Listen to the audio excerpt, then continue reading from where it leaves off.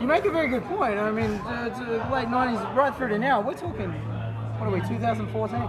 Is at least 15 years there. Yeah. And when you hear one of your songs, when you hear a filter, you know it's a filter song. Yeah, that's the thing. How have you kept that sound relevant over that many years? Because it's a lot of people fall by the wayside when they do that. You know what? I mean, to us, it's like we want to stick true to our original fans who came out with Hey Man, Nice Shot, but all of our mellow kind of fans that would go to. It's like honestly the best like. The people that have done that the best are like the Deftones, because of course they're gonna kick your ass, but at the same time they're gonna have that mellow side, and that's just honestly that's like the best of both worlds. And what has always been unique about Richard and myself or whatever is that what we said earlier, reiterating the fact that we write what we feel and what we know and what makes us what we want to hear. You know what I'm saying? And especially with this new record. We wrote while we were in the studio, and it was, I can remember exactly what we were feeling when we wrote We Hate It or What Do You Say or Surprise. It was just the moment that we were in. And, if people respond well to it, then Is cool. it a dangerous position to write as an emotional writer?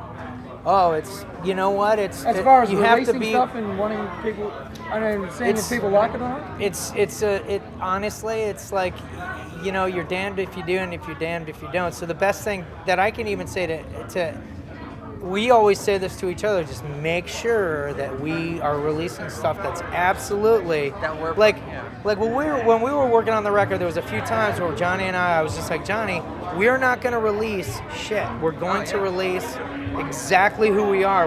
We always have final cut. I mean, our record company just wanted us to make sure that we had the meat and potato from our past as well as what we were doing in the future. But we're both perfectionists, and we're both like, if it doesn't cut it for us, then we're not cool with it. Like I can't, and Richard as well, we can't live with something that we're not proud of. We're not gonna, if someone has a beef with something that we're doing, it'll end up on the editing floor. It'll end up gone or in the delete, in the trash on the computer. I mean, we're not gonna put out subpar shit just to kind of capitalize on either what we've done or what we hear going on now with music. So it was a real tight line. Thank God it was easy, because Jonny's grown up listening to the same bands that I listened to, plus the stuff we were doing. I was in Nine Inch Nails. I have that in me. No matter how far away I want to try and be from, I want to be as original as possible.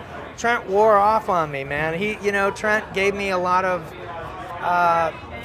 he influenced me whether I like it or not. I want to stand on my own 2 feet, but at the same time, Trent had He's got a signature there that you'll always have. Yeah, Trent gave me my first shot, and he continues to be a close ally. Yeah, and to be honest with you, it's like, now I realize, like, thanks, buddy, for letting me hang out in your world so I could kind of learn some of the stuff that he did, some of the things that he was doing. And at the same time, I want to thank Chris Cornell for singing over Drop D, you know what I mean? And thanks to Helmet for, being over Drop D. You know what I mean? So, so when we were coming up, we were just like very like standoffish about where we came from, but at the same time, I know now that, that Trent and Chris and Kurt and Lane and Neil Diamond and Pantera, my God, Phil Ensemble's here with Down.